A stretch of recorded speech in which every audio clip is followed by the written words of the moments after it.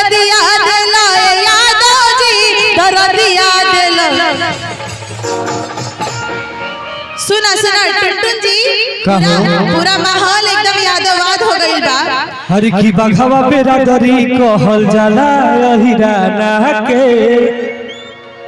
अलभर हमार हो चतुवंशी घराना के। हरि की जदी बराड हो मालूम बा जमाना के अलभर हमार हो जदुवंशी घराना के। आइए आप लोग के सामने हमारे भोजपुरी के बहुत ही अच्छी कलाकार मुंबई से लेकर बनारस से लेकर पटना से चल के आप लोगों के छपरा में प्यार पाने के लिए और निशा पांडे जी आई है, तो प्लीज आप लोग उनका गाना सुनिए। भाई तार लोग हमेशा होते रही। आइए निशा पांडे जी आप प्लीज आइए। हरि की जादू जी तहरा मिर्चाई लेखा लागे आप सबके प्यार खातिर कल गाना हमारा आवता एकदम धमाका होई ना भाई भाई भाई भाई भाई भाई रे। अरे की लागत कि आई बड़ा केमिकल मिला के आजादो जी तहरा मिर्चाई लेखा। तो प्लीज आइए निशा पांडे जी के आवाज में आप सब गाना सुनी जा। बहुत ही बेहतरीन बेहतरीन इन्होंने गाना गाया है। हेलो हेलो हेलो सुनिए। हाँ एकदम ठीक बात। एगो बात कही टुनटुन जी, बोलिए। अभी तक हम खेसारी जी के साथ बहुत प्रोग्राम कैले बानी जब मुंबई में। अच्छा अच्छा। तो मैं अकेले क्यों गाऊं, क्यों ना मैं और आप साथ में गाएं, कैसा रहेगा?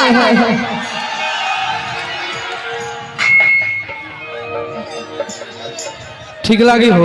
हेलो हेलो खाली कर दीजिए तब मजा लीजिए प्रोग्राम का।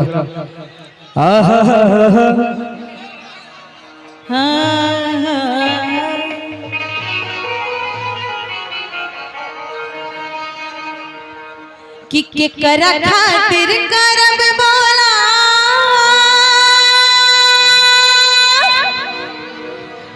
आया बकी के पर कि मोरे यादव जी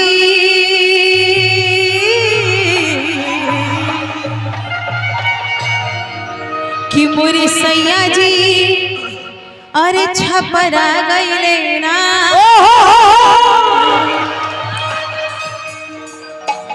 कि मोरे यादव जी छपरा मिल लेना कि सैया जी छपरा मिल लेना पर के करा संगे लड़ब सैया यारब गई लेना। हेलो हेलो हेलो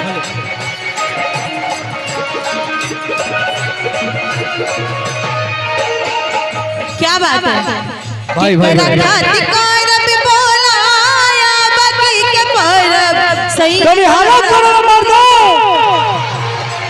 के करा खाती करब बोला या बकी के परब सैया यारब गइले जियो कि मोरे यादव जी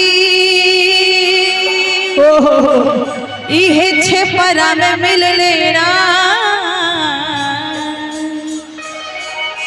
तसज पर के करा संगे सैया यारब गइले ना तसज पर के करा संगे लड़ब सैया यारब गइले ना।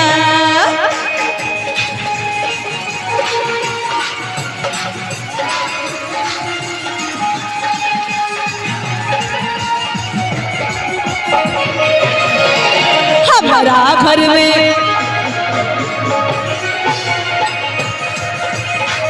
चलिए ताली बाजा भाई ताली भाई भाई भाई भाई। दरदिया दिलाए राजा दरदिया दिलाए यादव जी दरदिया दिलाए यादव जी दरदिया दिला।